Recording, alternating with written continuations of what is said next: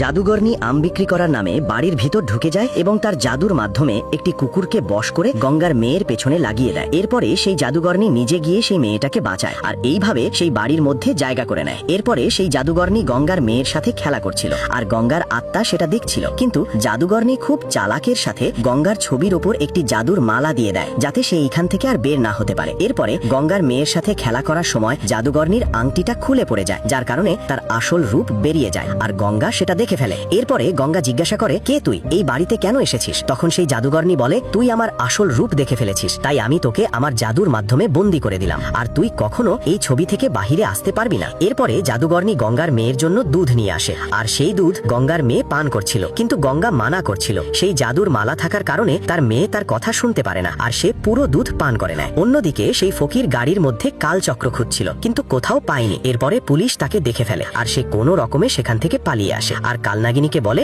আমি কালচক্র কোথাও খুঁজে পাইনি। তখন সেই সাপ বলে, আমার মনে হয় সেই কালচক্রটা গাড়ির ড্রাইভার চুরি করে নিয়ে গেছে, তুমি যাও সেই গাড়ির ড্রাইভারকে খুঁজে